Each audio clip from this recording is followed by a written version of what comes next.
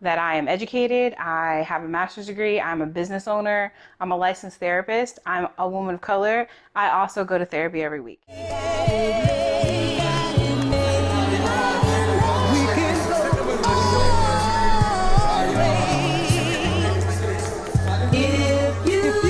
Champion bound, I'm Malcolm X with a pinch of Christ. Catches with the jab, I'm Floyd May, my defense is nice. Crafted by a Mac, I'm embedded to get the cheese. Genius with the beats, this pop art and I move with ease. My name is Franchon Francis. I'm a licensed clinical mental health counselor, a certified trauma practitioner, and the founder of a company called Healing Your Almond. Healing Your Almond is a business-to-business business. So businesses have B2C, which means business to consumer, or B2B, which means business to business. So Healing Your Almond provides customized training, trauma-informed training, mental health consulting to agencies. So we would have clients like PPD, GE, churches, nonprofits, those kind of things. So Healing Your Almond provides consulting services and customized training to other organizations. So pretty much someone's job would would contract your business to provide the service. Yes, absolutely. When a client, what's a general thing that a client will reach out for you to do? Or reach out for Healing Your Almond to do? So pre-COVID and pre-people being killed on TV. Well, you got to go back to the 90s for that. Well, I'm saying most recently with George Floyd and the pandemic. Prior to that, it would be for things like mediation. So like if you had a team of people that weren't working well together, I could come in and kind of mediate and help that team to work better. If you had a new management team and you wanted to teach them things like emotional intelligence, I would come in and teach your management team emotional intelligence. If you want to trauma inform your teachers or other therapists, I have over a decade of experience working in the mental health field. So those are the kind of things that I get called for a lot in, let's say, 2019. In 2020, the kind of things I get called for oftentimes are the intersection of racism and trauma. So somebody called me confidentially the other day and said, we want to take care of our Black employees, but we don't know how to do that. We don't know what that looks like. Can you teach us? And I just love that they're having that conversation. And I know some of us are angry because it's late, but late is better than never. I do think it's late. But I'm excited that they called me and said, we don't know what to do. We have about 15, 20 employees of color. We want to take care of them. Can you help us? And I said, absolutely.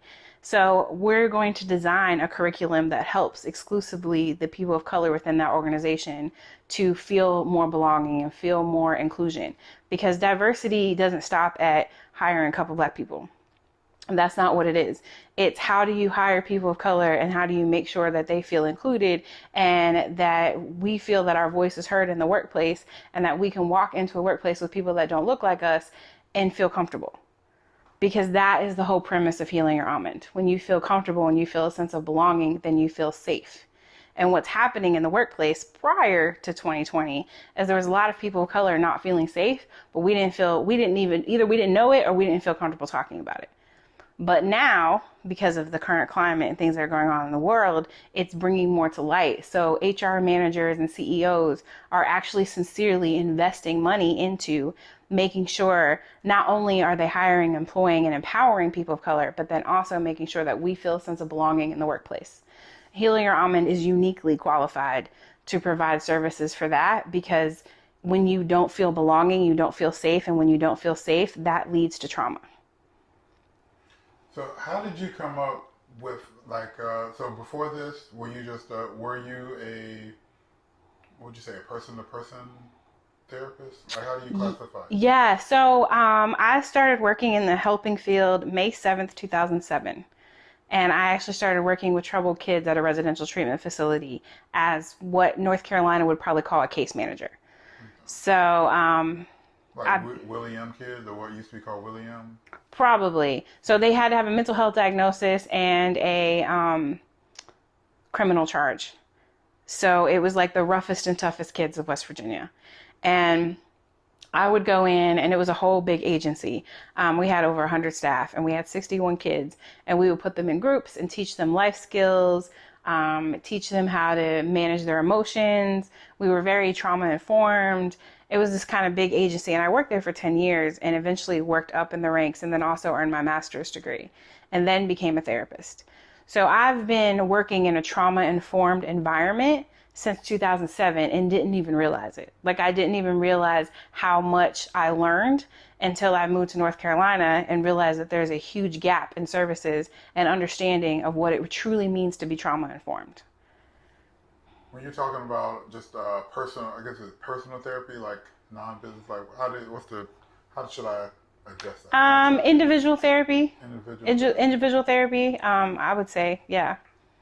So, far as individual therapy, how does someone come to the realization, like, and just back history, I remember you kind of touched on this on your, what was the event that I attended called? So Flipping the Couch. We did Flipping the Couch in October 2019, which was a live demonstration of therapy with myself as the client.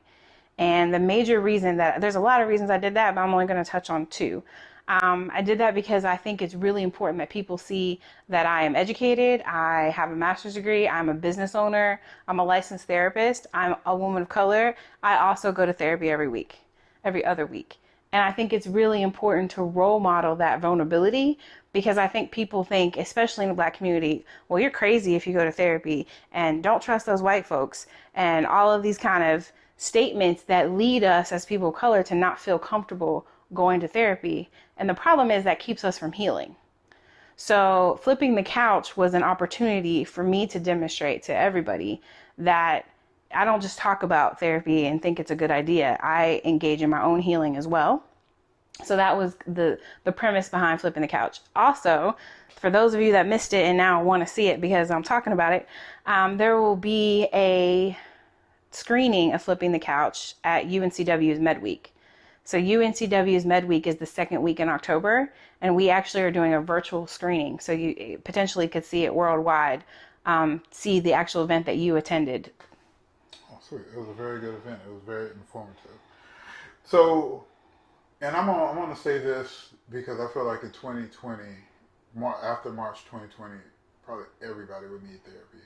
So prior to the epidemic, how would someone come to the realization that they could benefit from therapy, in your opinion, or professional, however you want to say it? So I think the important thing is to think about, instead of treating mental health like it's so different from physical health, I'm going to put it in the framework of physical health for a minute. So if you have a toothache, you're going to go to the dentist. If your tooth is sensitive, something's going on with your mouth, you're not really sure, you go to the dentist and let the dentist tell you what's wrong. If you start feeling lightheaded and you kind of don't feel well, and then you drink some orange juice and you think to yourself, well, I might be diabetic or I might be struggling with some sugar issues, you go to the doctor. And the doctor then runs some tests and asks you some questions and then lets you know what's going on with you and what you need to do. It's the same thing with mental health. If you feel like you're in bed too much, if you feel like you're anxious too often, if you feel like you can't function, if you can't succeed the way you want to, if you feel like you're constantly thinking about things that have happened in your past that you just can't let go of, then that means chances are that you have some things that you need to work out. And the best way to do that is with a professional, and let a professional kind of guide you through the process of what's going on with you and how to help you heal. It's not that they do it for you, they help you through it. So if you think to yourself, if I said any of those things and you're like, oh, that's me, then simply go to a clinician and let that clinician decide, okay, yes, you could use therapy, or maybe you just need a support group, or maybe you just had a bad day and this is normal. I don't know what the answer is going to be, but it's an individual answer. And if you go to that therapist, then you put that on us to decide, as opposed to you trying to figure it out in your head by yourself. So what's the best way, or how do you advise someone to go find that clinician? What was the word you said? I think I said clinician. Clinician. Yes. So there's a couple. Honestly, I live in the real world, right? So I think the best place to start is with your insurance company. So if you have insurance company, you can contact your insurance company and say, I would like to go to mental health services. Can you please send me a list of the local providers? They will send you a list, and it will usually be via email. And then once you get that list, you can go to the individual provider's to their website and get an idea of what kind of services they provide and what their background is. So for example, some clinicians are very Christian focused, and for some people that works, and for some people that doesn't. So you can do some research about that. Also, because it's been an issue in Wilmington and across the world, but specifically in Wilmington, is finding either providers of color or providers that feel competent to provide services or want to provide services to people of color. healingyouramond.com/wellness directory is a directory of providers in the general Wilmington area, New Hanover County area, that are either of color, that don't work for me but are of color, or are not of color but have experience and are comfortable working with people of color. So I think that there's a unique, even before the pandemic and even before George Floyd, there is unique things about working with people of color. And it's on clinicians to understand that and to be able to handle that appropriately. So that's what I would do, is do a little investigation, definitely. And then also think about, it's okay if the first person doesn't work. One of the things I talked about in my event is studies show that it takes up to 3 chances before you find the right fit for you.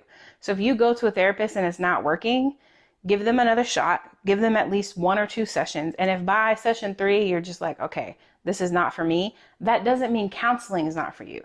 That means that therapist is not for you. Just like the first boyfriend or girlfriend you have, it may go well, it may not go well, but that doesn't mean just because the first person you date doesn't work out that you should stop dating. Same thing with church, same things with different kind of food, same thing.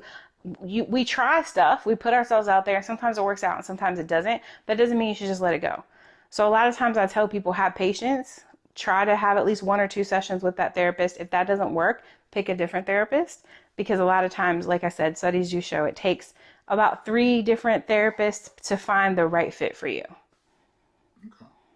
Okay. And so I want to use your analogy back, and so even with that sore tooth or things, it seems like black men are the least or the most hesitant to go see help. Absolutely. Absolutely. All around the board, but especially when it comes to mental health. In your opinion, why do you feel that is? Oh, such a loaded question.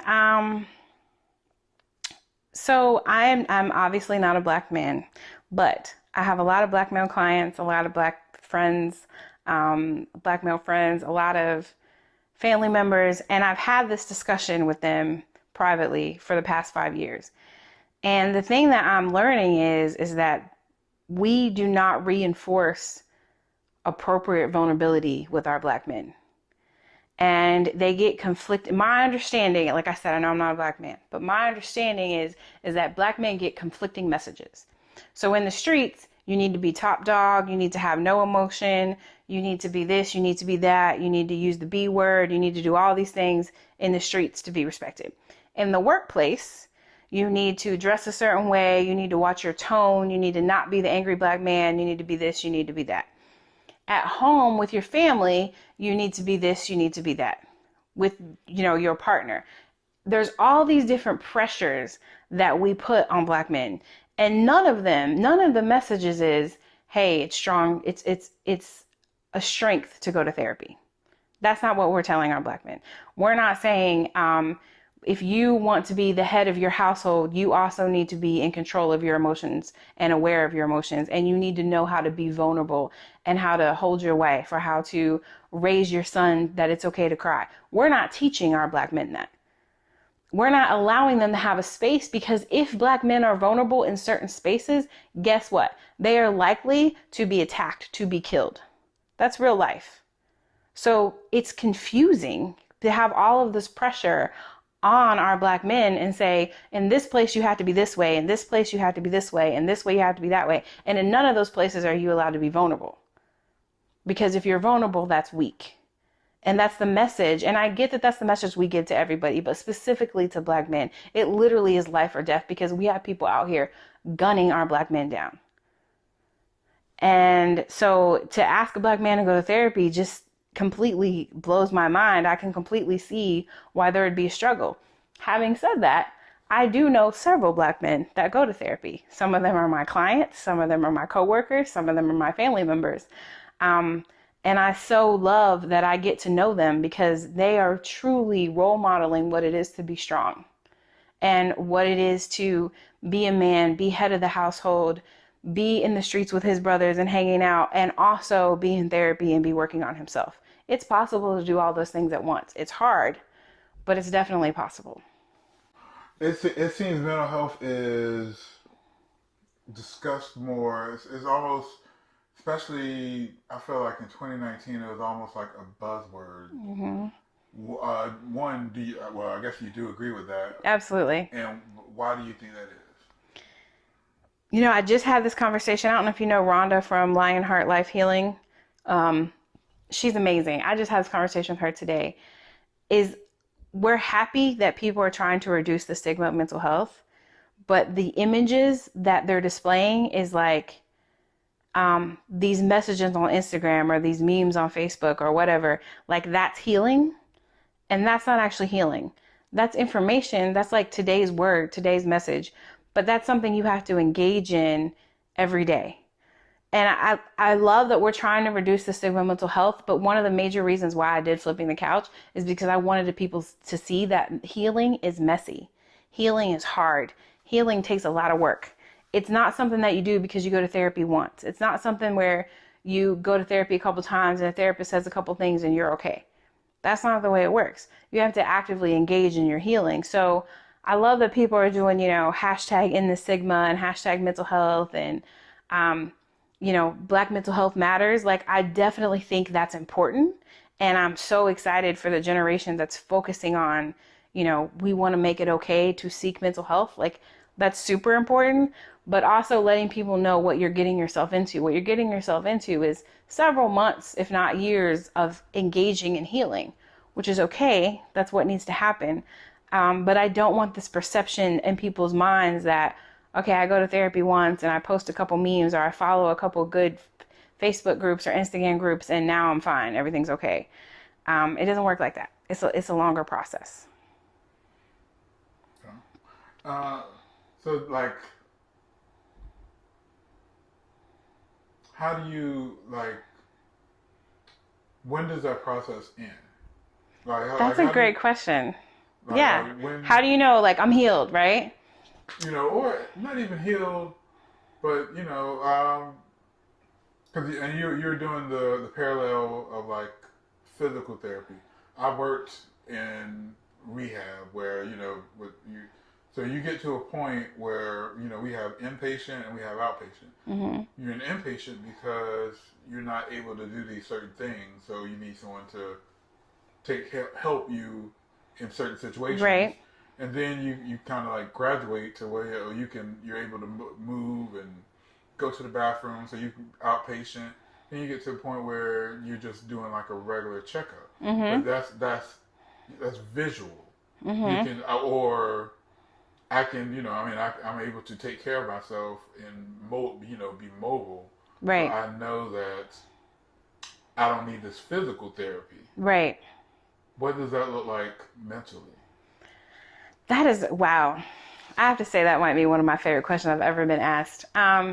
So let's keep it physical to give people an analogy, and let's use diabetes. Okay, so you go to a doctor and you are diagnosed as being pre-diabetic. And what that means is that your A1C, so your sugar counts, are above normal. You might be overweight and you may have one or both of your parents that's also diabetic. So now let's say you're in your 30s and the doctor tells you, okay, if you make some lifestyle changes, if you have some exercise, if you change your food, then chances are you could no longer be diabetic. So then what happens is they sometimes will refer you to a nutritionalist. So you can go to that nutritionalist and that nutritionalist will teach you different skills and different things that you can do to change your diet. So that looks about the same in mental health. You go to mental health and that you should be leaving your sessions with some homework. You should be leaving your sessions with things that you need to work on, similar to physical therapy exercises. if you go home and do those things, if you change your diet, or if you do that physical therapy, and in mental health, if you do the homework that your therapist gives you, chances are you start to heal from the things that have been going on. And then eventually you get to a place where, let's say you go to therapy every other week or every week, and then you get to a place where you go every month. And then you might get to a place where you go every couple months. And then you might get to a place where you say, okay, I don't need to go to therapy anymore, I'm good. And that could be the client saying that or the therapist saying that.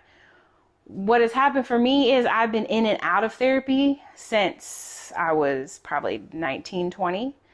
So I'll go to therapy I went to therapy for a couple years in undergrad, worked on a lot of things, did a lot of work, got out of therapy, felt like I was okay. Started my master's program, my stress level skyrocketed. I was snapping at people, I was yelling at people, I was throwing things. I was somebody I did not want to be and was not proud of at all. And luckily I had some professors that were like, you should probably work out these things before you become a therapist and try to help people work through the same things. And that was hard to hear, but they were 110% right. So I started going to therapy. Had a great therapist, worked through a lot of stuff, realized that I had a lot of anger from a lot of things that have happened to me that I needed to deal with. Okay, did that, started working, felt like work was stressful, stayed in therapy. So I was in therapy for probably at least 4 or 5 years. And then I felt like, okay, I'm good. I'm okay. I got this. It's okay. Moved to Wilmington. A friend of mine died. Felt very alone in Wilmington, don't feel accepted, don't feel like people like me. I was in a car accident, kind of all these things happened. I didn't have a support system, so I was like, okay, I need to go back to therapy. So the thing is it really depends on what's going on with you and what happens in your life. In terms of, for me, I'm probably going to be in and out of therapy for the rest of my life. So I'm going to go to therapy when things are going on and I need help. And then if I feel like, okay, I'm good, I got this, then I'll stop going to therapy. So it's really, you got to kind of flow in and out, and it's based on what you want. Like, I'm the one that decides that. My therapist is not the one that says, okay, you're good and you don't need to go to therapy anymore. I'm probably going to be like, well, I still feel like I yell when I shouldn't yell, or I still feel like I do this when I shouldn't do that. So it's a conversation that you have with your practitioner about, like, okay, where are you at? So there's not like a final, like, okay, you're done. It's more like, if you do the things to take care of yourself, chances are you may not need to go back to therapy. So like, a big part of what made me healthy before I moved here was my support system. So I moved to Wilmington just expecting that my support system was going to knock on the door. I didn't put any investment in building a support system and then expected my mental health to be good. That doesn't make any sense. Of course, I'm not going to have good mental health when I don't feel like I have a good support system. That's on me. I didn't do what I needed to do to take care of myself. So that I got back into therapy, and then my therapist had to remind me, like, hey, Franchon, it's your job to build friendships. It's your job to build relationships. You need to take time to do this. But I needed her saying that to me for me to remember, like, yeah, I know this, but I sometimes need a reminder. How important is it to open up to your therapist?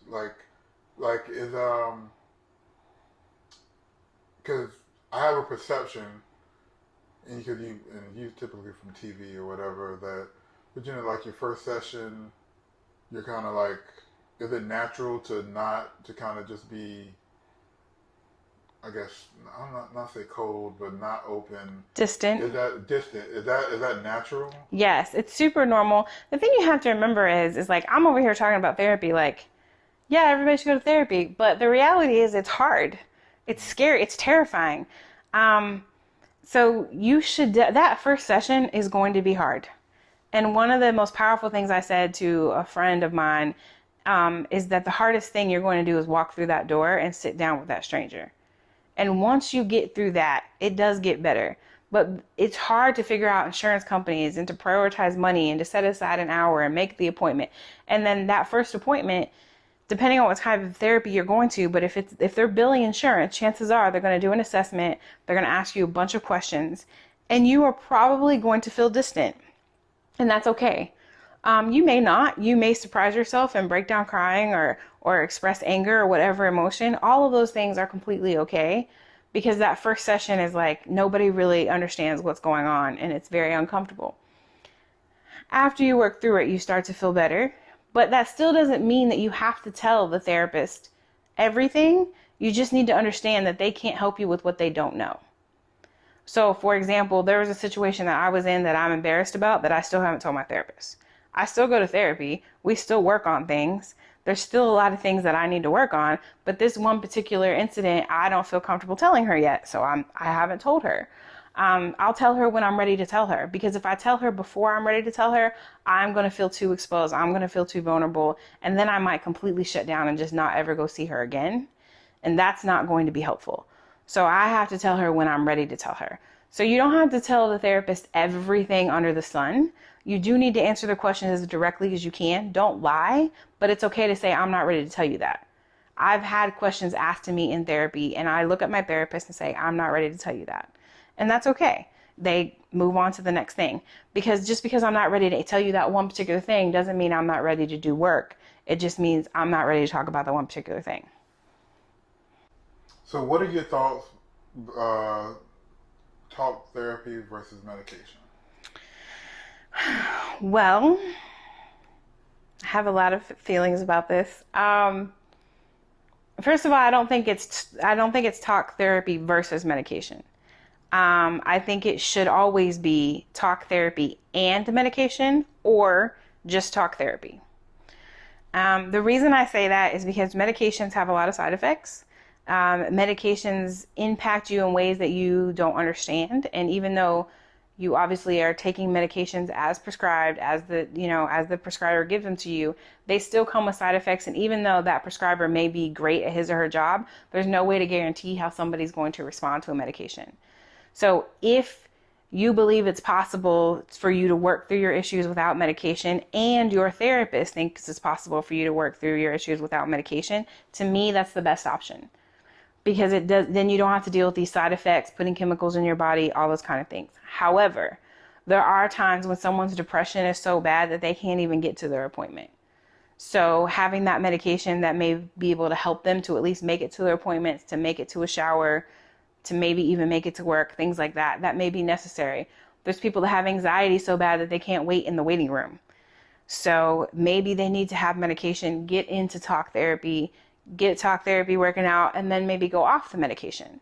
So a lot of times it's a mixture of medication and talk therapy. I'm just going to be honest with you. I think we overprescribe. I think we definitely overprescribe to people of color. I know people are going to get upset with me for saying that, but that's how I feel. I feel like, we as a society want to throw a pill at it and make it better. And the reality is, when it comes to healing, that doesn't always work. As a matter of fact, sometimes it makes the situation worse. But sometimes it's necessary. Should you challenge when like, if you feel someone is kind of quick to offer medication, when do you just go with your gut as far as you feel like you should challenge it, or get a second opinion? Like, so there's a couple recommendations I have for that. You have the best questions, by the way. So a couple things I would say with that. First of all, take somebody with you. I think in general, we do that with medical appointments. A lot of times I'll have, friends or family members, like when I have something going on medically, I like to take my mom or my sister with me. Just because if I'm the client, I'm a little uncomfortable. I'm a lot uncomfortable. Let's be real. I'm a lot uncomfortable. And I get very angry, and I feel like I can't listen and I'm being honest with you, even now to this day, when I go to a doctor, I have an attitude problem from jump, because I feel so uncomfortable and so unsafe. And I feel like that provider doesn't understand and doesn't listen. And I am struggling to hear what he or she is saying, because I already have a problem with them from jump for a lot of reasons, right? So it helps to have somebody with you, because that person can probably listen a little bit clearer. But then also, please remember that it's your body. So someone can decide that I need to try Lexapro because I'm struggling with anxiety or depression. That's fine. They can make that decision. I can make the decision to take that medication or not. And again, I know people in the field are going to be like, why is she saying this on camera? But the reality is that we have to be okay challenging and questioning a system that was not designed for us. The system was not designed for people of color, and it was not designed for women. So the reality is that we need to be able to advocate for ourselves. And it's okay to question somebody and say, why are you prescribing that medication? What are the side effects? What should I look for? When are you going to see me again is a really good question, because people get so busy. They prescribe you with medication and they don't see you for 6 to 8 weeks. That's a long time. What, it's okay to ask, like, if I have this medication, if I have a bad side effect, what do I do? Do I stop taking it? Do I call you? How do I get a hold of you? How long is it going to take for you to answer? All of these things are okay to make the person that you're talking to really see you and not just write a prescription and send you on your way. So it's not that I'm saying absolutely no medication. I'm saying if you feel like and your provider feels like medication is a good idea, that's fine. But let's make sure we talk about it. Let's make sure we ask really good questions. If you really feel like that's not appropriate for you, it's okay to say, I think I can handle this. Can we try something else? Can we try more therapy first? Can we try this first? It's the same thing when you go to a doctor and they say, you need surgery. Surgery freaks people out. And it's okay to say, you know what? Is there another option? Like, can we try something else first? And it's also okay to get a second opinion. And I would definitely recommend taking someone you trust with you, and preferably somebody educated in the field. I oftentimes go to appointments with people and I'll wait in the waiting room and let them have their session. And then when the provider or the therapist says, okay, these are my recommendations, they'll ask me to come in. And it's not that I'm there for the whole session. It's just that they want to make sure, like, okay, these recommendations make sense. And you actually did see this person for the person that they are, and not just put them in some box and something you learned in a book. So I'm on all the things. I would say I'm probably the most active on Facebook. So Healing Your Almond has a Facebook. Healing Your Almond has Instagram. Healing Your Almond is on LinkedIn. Franchon Francis is on LinkedIn. Your Almond has a Twitter account that we don't very often use. So I would recommend probably Facebook, Instagram, LinkedIn, either Healing Your Almond or preferably Healing Your Almond, and also my website, healingyouralmond.com, and you can register for my newsletter. That might be probably the best way to make sure you get information, because I do send out a newsletter only once a month. I won't spam you, I promise. But if you kind of want to get an idea about events that I have coming up or different things, because I do try to do low cost or free events so that everybody has access to this information.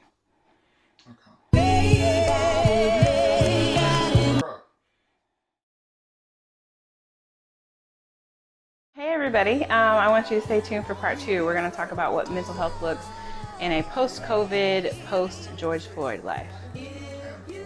And more. Catches with the jab, I'm Floyd May, my defense is nice. Crafted by a Mac, I'm embedded to get the cheese. Genius with the beats, this pop art and I move with ease. Heart cold, apply pressure to form a diamond. This poetic justice, but Pac made it a